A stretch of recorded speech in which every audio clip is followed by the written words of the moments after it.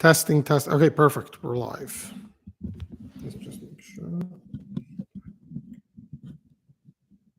Not sure what that is. Okay. So we're chapter 23, starting chapter 23 today, and we're starting sort of a new subject matter within the general subject of these 8 chapters, 18 through 25. Okay, what's more precious? Something worth $100 or $1 million? Depends. It depends. Oh, what an answer. I don't, What does it depend on? depends on what how much you have to begin with. It Okay. depends on what you intend to use it for. Okay. It depends on all kinds of things like that. So, yeah, That didn't make it better. I'd rather have the million, Always? but no, not necessarily. Not necessarily. Depends on what I have to do for it as well. So there's a story in the Talmud of a king, Artavan, the king of Persia, who was friendly with Judah the prince. And he once sent him a gift, the author of the Mishnah. He once sent him a gift. Artavan is the name used in Jewish sources. I don't know how it's pronounced if you Google it.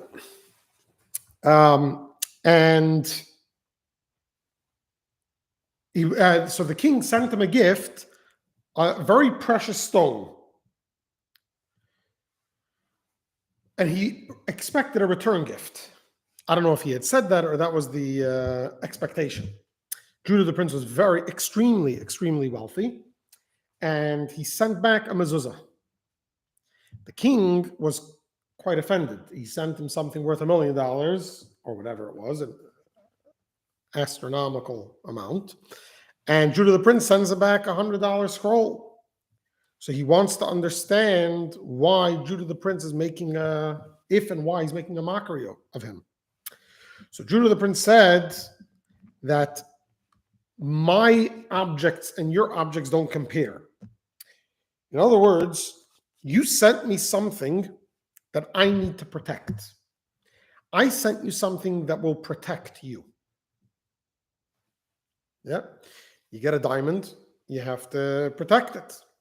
A mezuzah we put on the outside of our home in a place that anyone can take it, technically. And yet its purpose, well, I don't know if it's purpose, but one of the things that it does is it protects the inhabitants of the home. So the question is, what's the connection between a mezuzah and protecting the inhabitants of the home?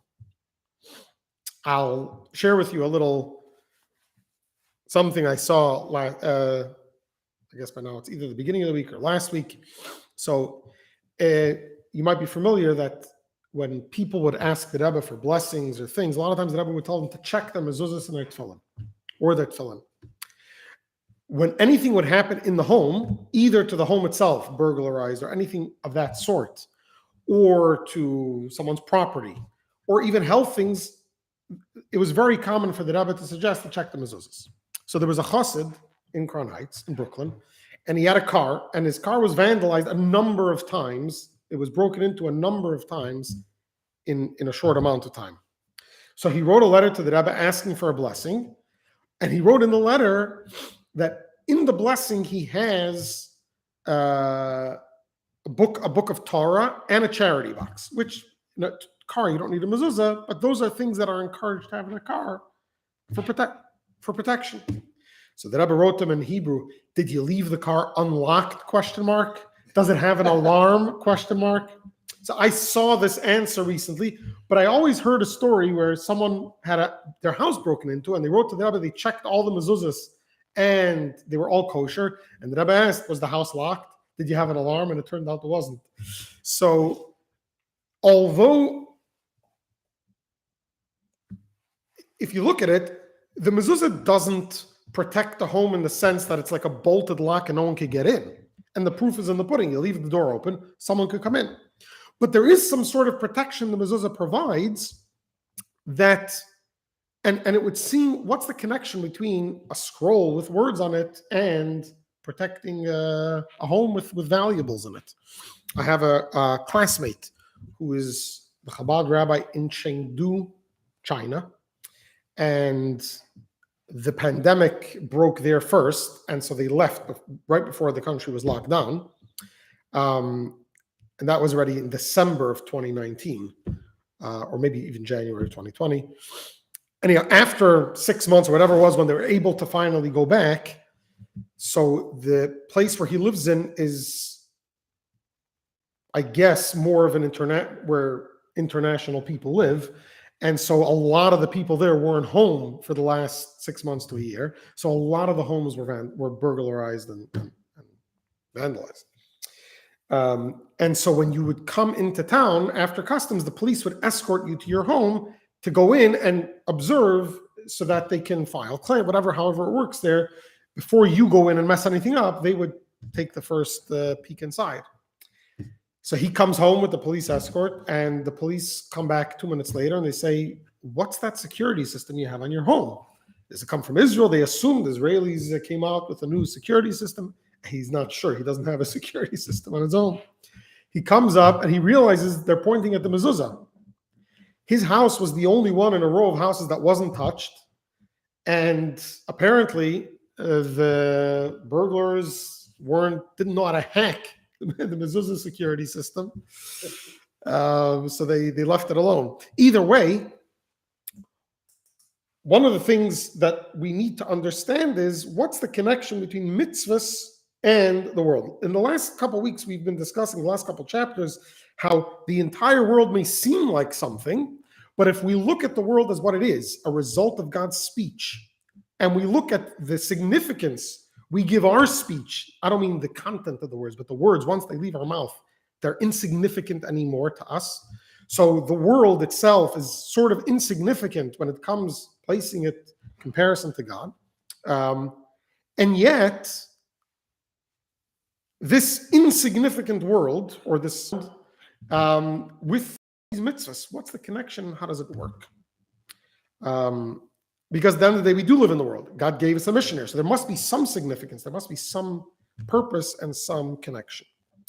So we'll start with a little example that the Alter Rebbe is going to expand a bit. You're starting a business. It's a big undertaking. There's a lot of expenses, a lot of things that need to be done. And as long as things are working out, everyone seems calm. But under the surface, the person who's starting the business knows that the purpose of the business is to make money so he can bring it home to his family. And the more money he makes, the more he'll be able to bring home to his family, the more he'll be able to reinvest in the company and give back to those who are working for the company, and the people who are buying will be able to lower the prices or whatever it is. He'll be able to contribute. The more money he makes, the more he'll be able to, more benefits he'll be able to reap. Because he's in tune with that. Remember last week we discussed the difference between the external will and the internal will? Because he's in touch, so the external will is the company. The internal will is the dollars that he sees at the end of the day. Because he's in tune with that internal will, all of the external factors are not as significant anymore. When he walks home at the end of the day and he doesn't have enough money in his pocket, he's not so worried because he's looking long term. He knows that instead of taking home $1,000 today, he only took home $500. He reinvested the $500 in the company. Tomorrow, he'll be able to take home a bigger chunk. The employees, though, of the company, they're not always, sometimes they're not, and sometimes they are, but not always in tune with the internal will of the company. They're looking at the external part of it. That's what they are. They're employees. That's not their company. And therefore, they do get bothered when they go home with a paycheck that isn't enough for what they think they need or deserve from the job they're doing. And they have a valid point. Maybe it isn't. And they can go and demand more. There is a better way of doing it, though. Well, I shouldn't say a better way. Sometimes this is the only way. And sometimes It's greed that's withholding it from them. And if you demand it enough and you get it, that's the way to go. But sometimes, especially in the metaphor here, we're talking about when we're starting the company, if the employees tap into the internal vision of the company, of the founder of the company, and they wait a little before complaining, and they invest their time and effort in the purpose of the company, in all likelihood, their investment will be worth the return that they'll see at the end. In other words, the owner will see their investment in the internal desire of the company. It will automatically boost production, reduce costs, etc. And at the end of the day, they'll see a higher pay or more benefits or whatever else it is. Again, we're talking in an ideal world. Many people have different ways of operating, but this is if you want the ideal way. A company costs money to start. You don't come out with money right away, and this is how it works. As long as you're keyed into the internal will, things happen. Once you get caught up with the external will, you get lost. And the same thing is with a relationship, by the way. Yeah, if you have a spouse, a child, a friend, a parent, if you think they want something and you work towards that end, then it turns out they didn't even want it, you didn't really build a relationship. So what do? You find out, what do they really want? And then you work on giving them, providing them what it is they really desire. The internal will. Sure, there are a lot of external things they need, but what's the internal desire? And that's how you build the relationship. Oh, so now let's take it to our case study, to Torah and mitzvahs. The world is a big business, right? There are billions of people, billions, trillions of animals, living creatures. When it comes to inanimate things, I mean, stars, galaxies, although it's not objectively infinite, to our eyes, it's infinite. There is no end that we can physically see. But this is all the external will, right? This is all God speaking. This is all external. What's the purpose of all of this? So this is all the stage, so to speak. What's the stage set for? It's set for the Jew to fulfill the mission in the world of revealing God in the world. Everything else is necessary for that mission to be accomplished. If the world only had Jews, you wouldn't be able to fulfill this mission. If the world only had humans, you wouldn't be able to fulfill this mission. So every component is necessary to fulfill the purpose. What's the purpose? The one person that stands up on stage and delivers the speech. You have thousands of people watching, thousands of people prepped and involved in the lighting, in the video, in everything. There are thousands of people involved. But what's everyone looking at? The one person standing on stage. Would he be able to give that speech in that way without those thousands of people? No. But what do you look? So in the grand scheme of things, Hashem gave the Jew the Torah and the mitzvahs because that's sort of the main event. That's the main attraction. That's the focal point. But there are 7 universal laws. There is the nature God implanted in the animal life and everything else in the whole hierarchy of creation. But it's all for the main purpose. What is the main purpose? Not that there should be a Jew. What's the point of that? But that the Jew should study Torah and do mitzvahs.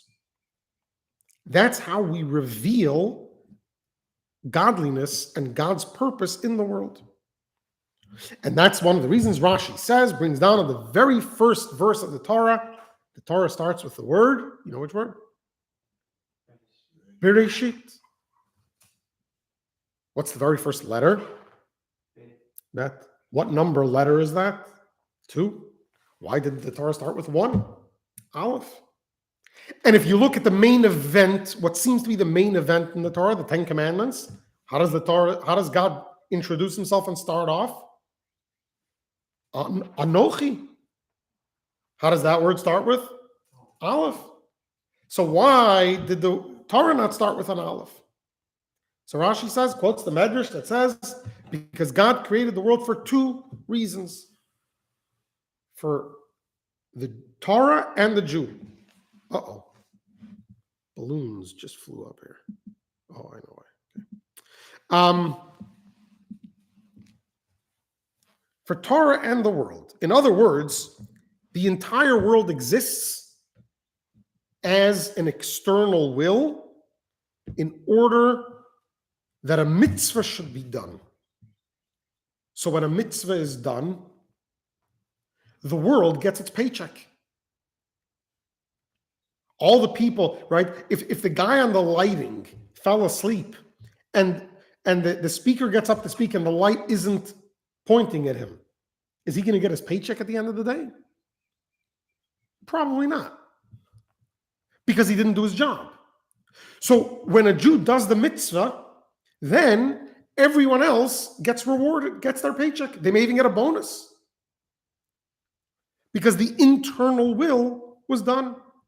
Look in the Torah all over the place. You don't have any rewards in the world to come. It's all physical rewards. Do the mitzvahs, there will be rain, there will be plenty, you'll have everything.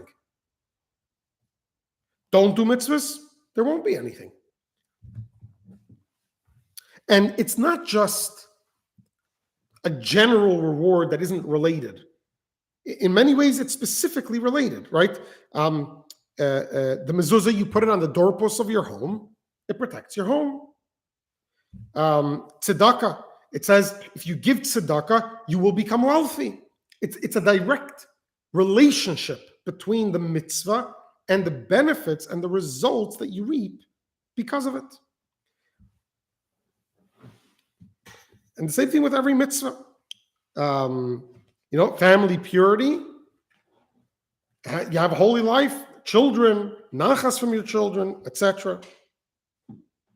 They say about the Hasidim of the Alter Rebbe, the author of the Tanya, that there were certain Hasidim that knew at the end of in those days, your paycheck didn't fluctuate. It was a steady business, steady income. If they came home at the end of the day with more money than expected, they knew to expect a messenger from the Alter Rebbe that was collecting charity. In other words, they knew that why did they get extra money that day? Because it was going to be necessary to give extra tzedakah. Shabbos, right? Shabbos gives blessing into the rest of the week.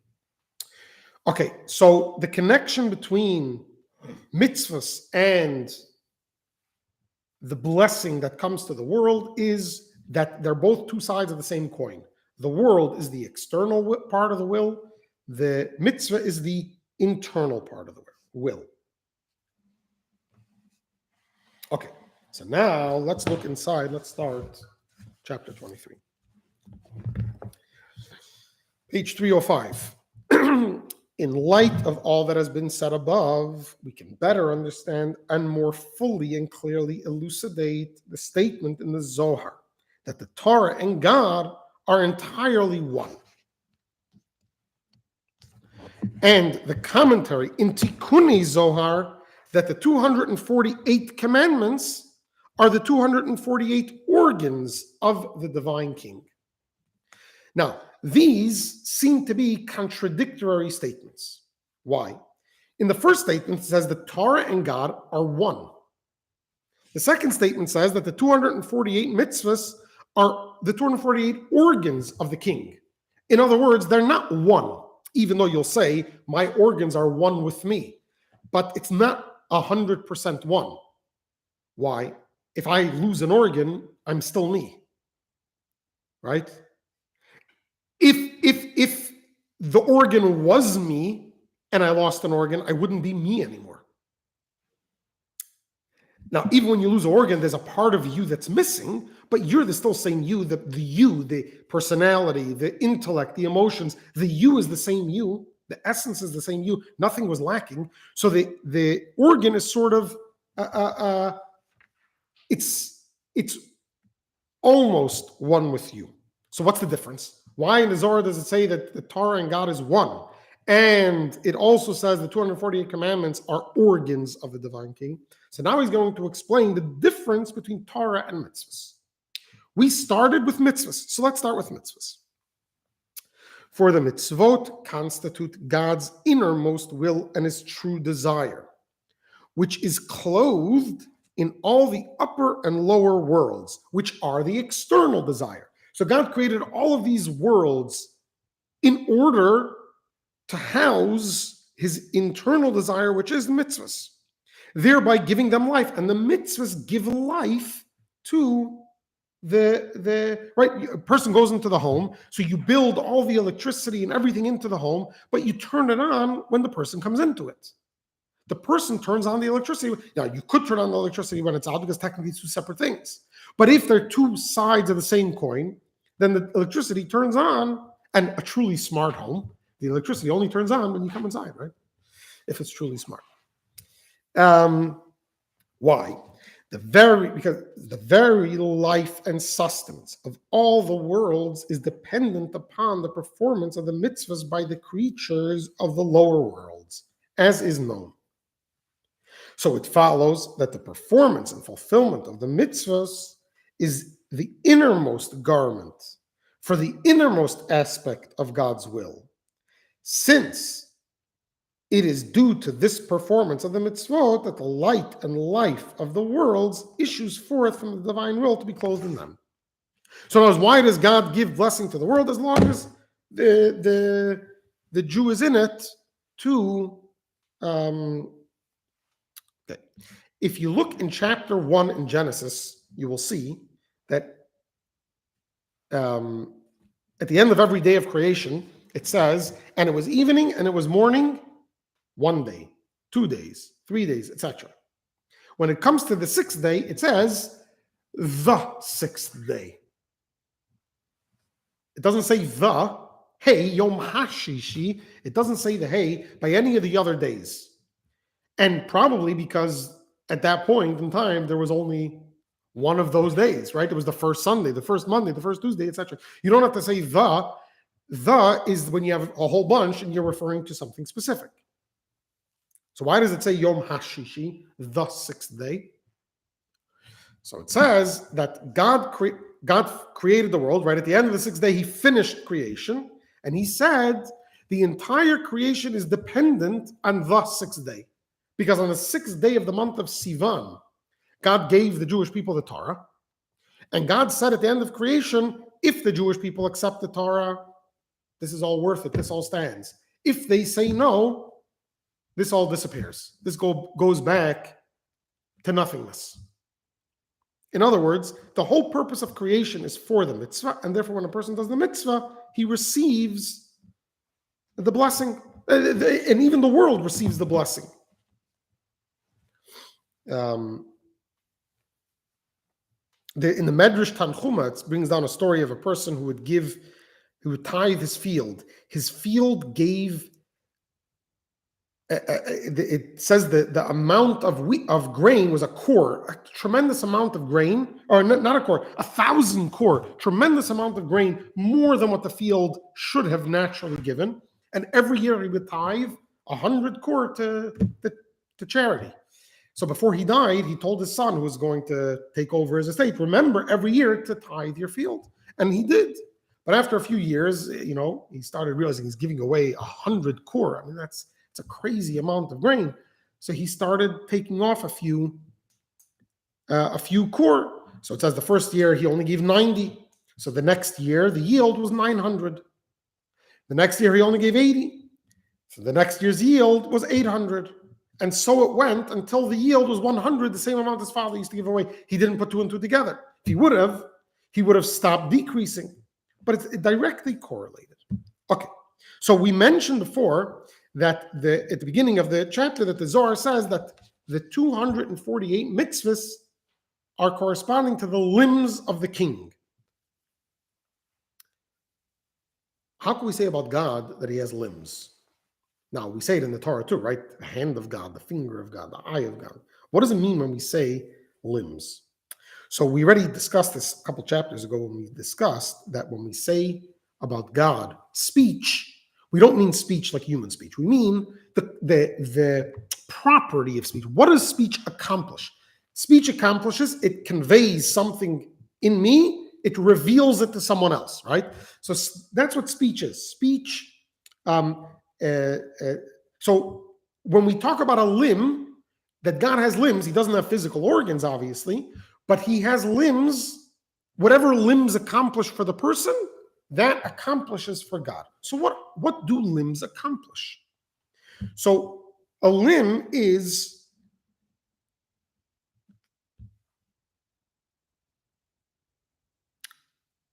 like a chariot. We mentioned chariots before, and we'll get back to it in a moment. It's like a chariot. What's a chariot? Chariot attaches, or a car, or anything, a tool.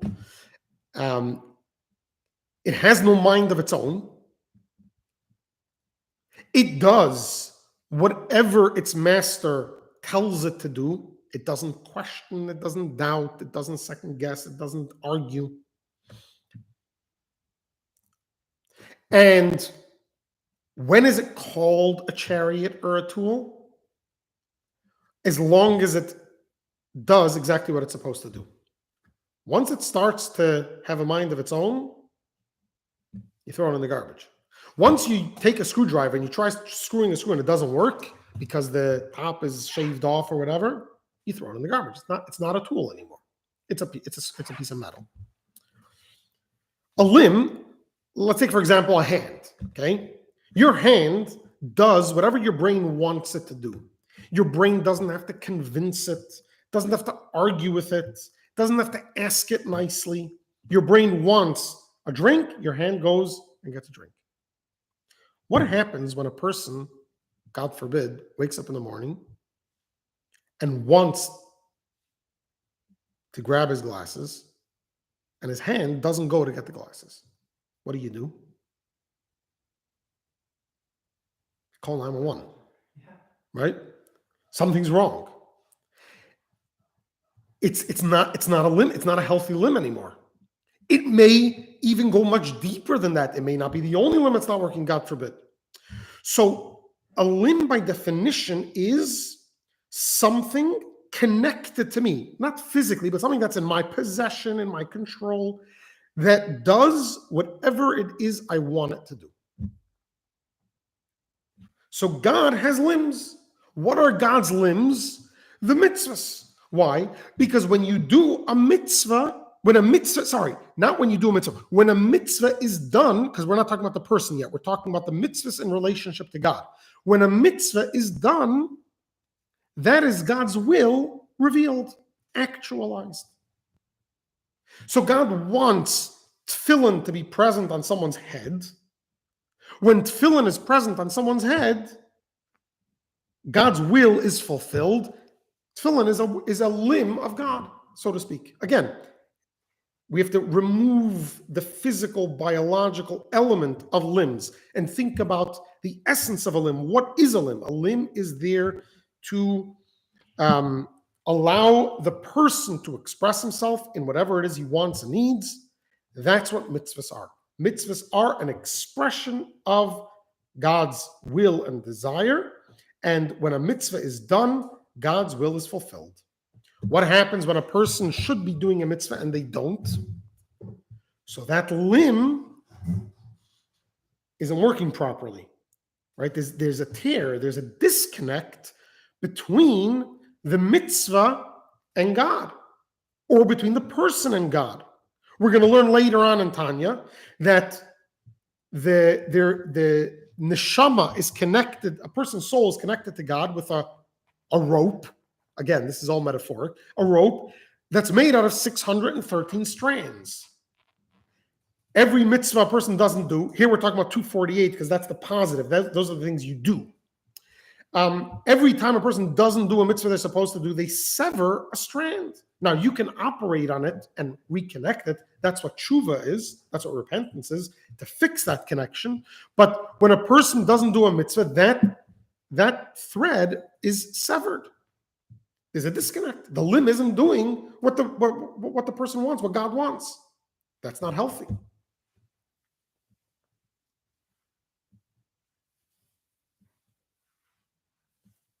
Okay, let's look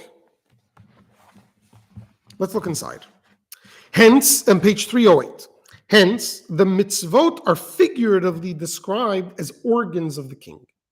For just as the organs of the human body are a garment for its soul and are completely and utterly surrendered to it, right? You choose to put on the garment, take it off, where to place it, how to wear it, as is evident from the fact that as soon as a person desires to stretch out his hand or foot, they obey his will immediately, without any command or instruction to them, and with no delay whatsoever. But at the very instant that it entered his will to do so. Just as the organs of the human body are completely united with one soul and surrendered to it, so too is the life force animating the performance of fulfillment of the commandments completely surrendered to the divine will which is clothed therein. And this life force becomes, in relation to the divine will, like a body to a soul. So the mitzvahs become like a body to God, because they are there to express God's will. They're there to do whatever it is God wants.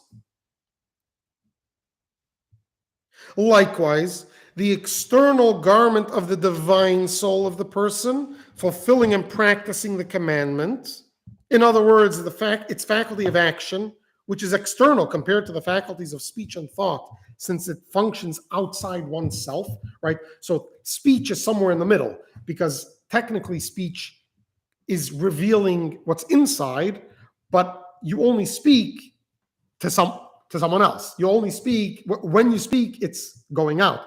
But it's like a middle ground. Action is totally external. You could do things you don't want, you don't like, you don't even realize you're doing, as opposed to thought and speech. Again, if you start speaking things you don't realize what you're speaking, that's also a sign of trouble. And if you start thinking things you don't know what you're thinking, it could also be a sign of trouble. So when a person, the divine soul is clothing itself within the faculty of action, and it clothes itself in the vitality of the performance of the mitzvah, and thus it too becomes like a body to a soul in relation to the divine will, and is completely surrendered to the divine will. In other words, the soul's power of action becomes united with the divine will in the same way one's body is united with his soul. So the mitzvah is a body to God. If we're comparing God to the mitzvah, God is the soul, the mitzvah is the body. And when a person does the mitzvah, now the person becomes the body, the organ, to the mitzvah, and in extension to God. Again, because body is not about a physical body, it's about actualizing the will. So the mitzvah is a revelation of God's will. Me doing the mitzvah is that coming into fruition, is God's will being revealed in me and in extension into the world.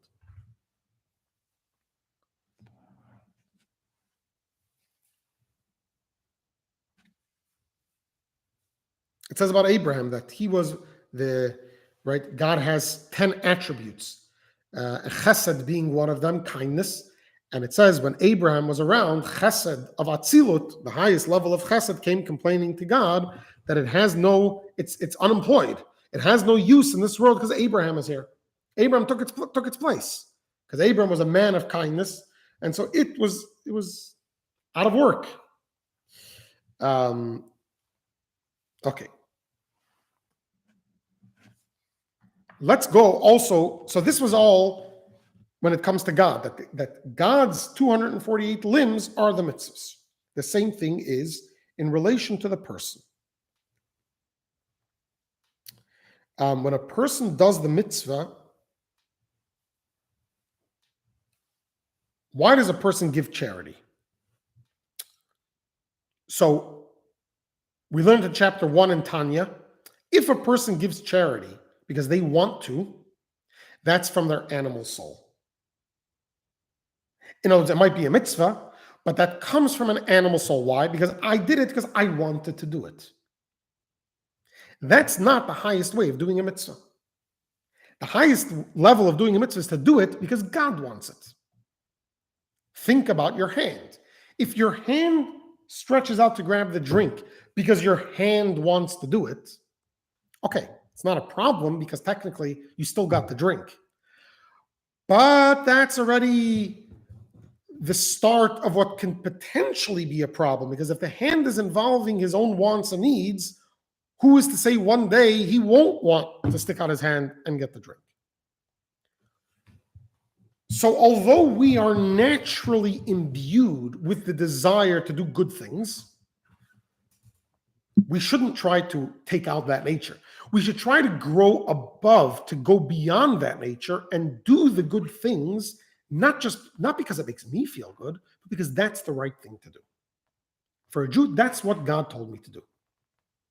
The benefit of doing it is that if one day you'll wake up and it won't feel like the right thing to do, or you won't be in the mood of doing it, you know what's going to happen?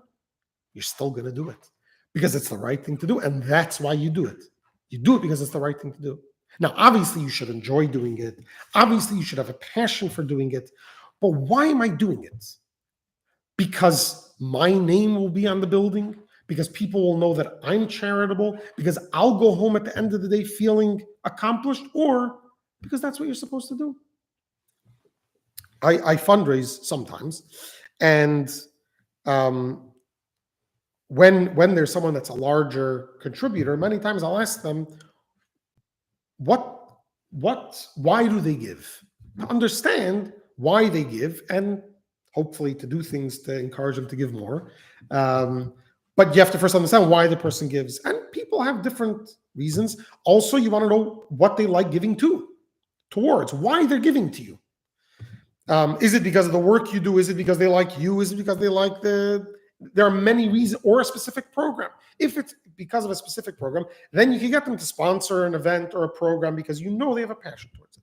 So just recently I was sitting with a Jew, and I asked him, why does he give? He gives a significant amount. And he said, what do you mean, why do I give? Because that's what you're supposed to do. That's what you do.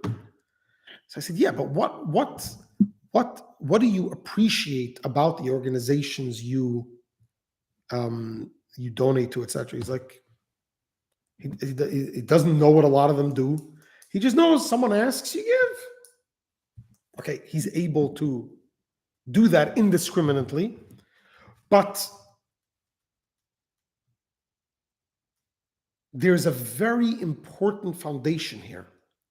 To be like a limb. Sure, God created us with a brain of our own, with a heart of our own, because he wants us to understand and feel too. We discussed that before. We want to have a love for God. We want to have awe of God. We want to understand. But at the end of the day, why am I doing the mitzvah? Because I am a limb. And a limb does what the person wants. This is what we referred to before as a chariot. We mentioned earlier, this is how Kabbalah refers to it. So we mentioned earlier in one of the previous chapters that the patriarchs were a chariot to God. I don't know if you remember that. So it seems like any person that does a mitzvah is a chariot to God, and that's true. Why does the Zohar say that the patriarchs were a chariot? Because they were a complete chariot all the time. We give certain limbs at certain times to be a chariot to God, not all of us and not all the time. The patriarchs reached such a level that nothing of themselves was of themselves. It was all, how can I express what God wants?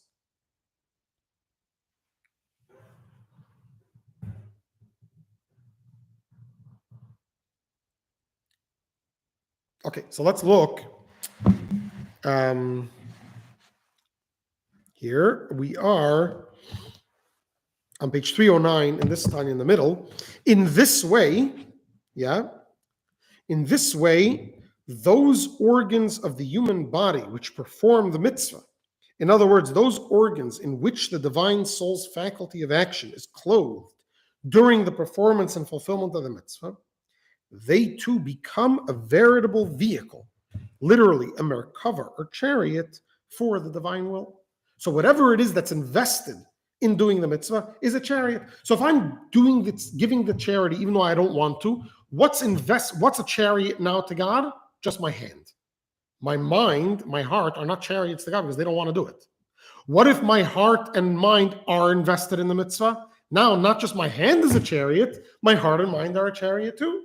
And if I run to do it, now my feet become a chariot. And if I give it with such excitement, I give it with both hands become a chariot, right? Whatever is invested in the mitzvah is right now a chariot to God. For example, the hand which distributes charity to the poor or performs another commandment becomes in the act of performing the mitzvah a chariot for the divine will. Similarly, the feet which walk for the purpose of fulfilling a mitzvah, or the mouth and tongue which speak words of Torah, or the brain, reflecting on the Torah or on the fear of heaven or on the greatness of God, blessed be He. This is what the sages meant when they said that the patriarchs are truly the divine chariot.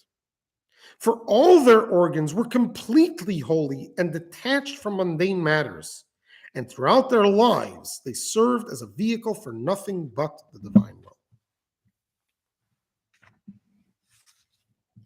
So they did it in an extreme. We can't all live up to that extreme. That's something that can't be demanded from the average person. That's a tzaddik. But what can be demanded from the average person is to look at them and say, but how much can I do? How many of my limbs can I give can I donate, so to speak, to God's will, and how frequently? Okay, so this was all the mitzvah part of it, right? The mitzvah part of it was the second statement we mentioned at the beginning of the chapter, that the 248 commandments are the 248 organs. But what statement did that contradict? That contradicted the first statement that God, the Torah and God are entirely one. So organs are a chariot. What's a chariot? A chariot is totally secondary to the rider, but the chariot can also be detached from the rider and stay in its place while the rider goes on. It's not one with the rider. Like we said in the organs, God forbid a person can lose a limb, still remain a person. So it's not one with God, and yet the Zohar says the Torah is one with God. So the Alter Rebbe is going to distinguish between the study of Torah and the performance of a mitzvah. We already addressed this a little bit in chapter 5, 4 and 5 in Tanya. When it comes to the performance of a mitzvah, it's external, right? Because my limbs, my body does the mitzvahs. But when it comes to Torah, this is a whole different ballgame. The Torah is not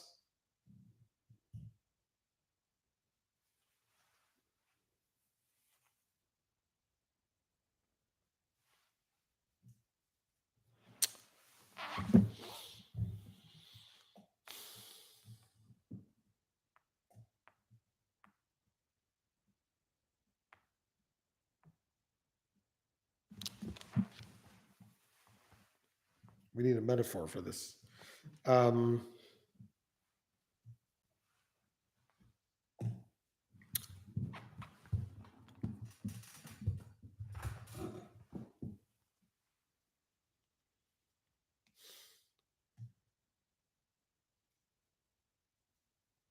When we say that a mitzvah is the internal will, it's not really. It's the expression of the internal will, right? When I give tzedakah, the internal will is not that I should give tzedakah. That's the external. Now, it's not the external will. It's the tool to realize the internal will, but it's only a tool for. In other words, why does God want me to give tzedakah? Why does God want, right? This is the famous question. Why did God create rich and poor people? Why not just create everyone with what they need so you won't need to give tzedakah? In other words, there's something in God's mind, so to speak, that wants tzedakah to be given. That's the innermost inner will. Because of that inner will, God gave us a mitzvah to give tzedakah. Now, that's also an expression of the inner will. But in order for that inner will to be realized, God has to make it external. What's the external? He has to create a world in which people live in, and in which circumstances create that some people don't have enough and some people have more than they need. And the people that have more than they need, give the people that don't have enough. That's all. In other words, the world that was created and the circumstances put in place to create that scenario, that's the external. The person giving the tzedakah, that is the expression of the internal will, but it's not the internal will itself. The internal will is God's desire for some reason that people give charity. Because again, God could have created the world in a way people shouldn't need to give charity. But so when you do a mitzvah, you don't touch that internal will. You express God's internal will. And that's why you're the hand of God, so to speak. But does the hand understand why the brain wants a drink of water? The hand doesn't understand why the brain wants a drink of water. When you do a mitzvah, you'll never understand the mechanism behind it. You're just a hand. So you didn't really tap in to the internal will yet. Even though you expressed God's internal will by doing the mitzvah, you didn't connect with the internals of the internal will. And that's why you're only a chariot. But if you want to tap in to the inner will, you want to become one with God, that's for studying Torah. And that's why it says God and Torah are one. But when it comes to mitzvahs, the mitzvahs are the limbs of God. That was the contradiction we started the chapter with. Because when it comes to a mitzvah, it's only a limb. True, it expresses the inner will, but it's separate. It doesn't understand and realize the inner workings of the inner will. Do you want to understand that? Now you got to go to the blueprints. When you look at the blueprints, now you understand why the guy made the machine this way and why there are light switches over here and the outlets over there. You got to look at the blueprints, right? Sometimes I think, like, why are the outlets laid like this so high up in this room? I know why. Because when we made this room, those outlets were already there. Right? It was a shell. So instead of moving out, but I know because I saw the blueprints and there were no outlets on the blueprints. You know why there were no outlets on the blueprints? Because the blueprints the building already had outlets. We didn't need to put them in. But when you look at the blueprint, then you can understand the internal will of why we give charity, why there need to be poor people and rich people, why the things work the way they do. And when you study Torah, and now your will is one with God's will, that's a unity that's not a limb-like unity. That's truly one, and that's how we can become one with God. Let's read that inside now on page 311. But the thought and meditation on the words of Torah, again, this is in contrast to the mitzvah that we discussed till now, which is accomplished in the brain. Again, not external organs like the mitzvahs, and the power of speech engaged in the words of Torah, which is in the mouth, these being the innermost garments of the divine soul, unlike action as mentioned before, and thus closer to the soul itself than the faculty of action, the external garment. And sure, so this is all the biological, right? The brain and the mind.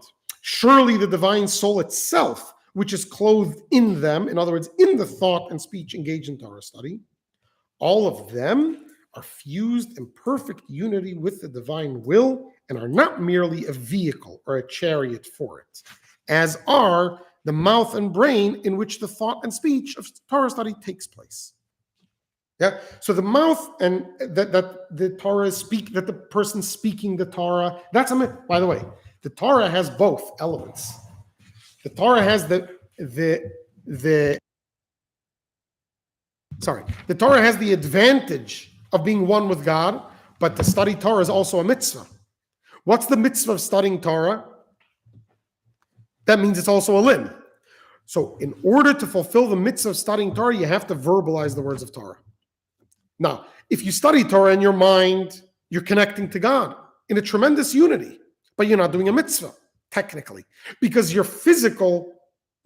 brain is involved, so there is a physical element to it, but when you speak the words of Torah, now you've engaged the body itself, and now your body also becomes a chariot to God. Besides your mind becoming one with God, your body becomes a chariot to God as well. 4, the divine will is identical with the halachic subject of which one thinks and speaks, inasmuch as the law, all the laws of the halacha are particular expressions of the innermost divine will itself. Right? Every mitzvah, every law in the Torah is an expression of God's innermost divine will. For God willed it thus, that a particular thing be deemed permissible or kosher, or that this person be found exempt, or another innocent, and another innocent, or the reverse. Similarly, all the letter combinations of the Torah, the Pentateuch, prophets, and the writings are also expressions of God's will and wisdom, which are united with the blessed Ein Sof in a perfect unity, since he is the knower, the knowledge, and the subject known. We mentioned this briefly in chapter 2. By a person, there are three elements. There is the brain, in other words, the capacity to think. There is the person who's going to use his brain and think. And then there's going to be the subject about which the brain is thinking. Three separate things, right? Because you can have a person that has a brain and doesn't think because they're in a coma. The brain is thinking, but the person isn't thinking. Right? The brain is working, but the person isn't thinking about anything. There's a disconnect. So there's the person, whatever that is, the essence, the soul, or whatever it is. Then there's the brain, and then there is the subject about which you think. By God, it's all one. So God is using his own brain, which is all him, not a brain which is separate from him like us. Our brain is separate from our soul. There's the soul, the brain, and the subject. By God, he and his brain are one, and the subject is one. Because remember, if God creates everything through his words, then it's really all him. So God is under. So when you have something that is an expression of God's words, they are totally and completely one with God. So when you learn those words and you understand, they become one with you because you've internalized them in your mind. Now you're one with God.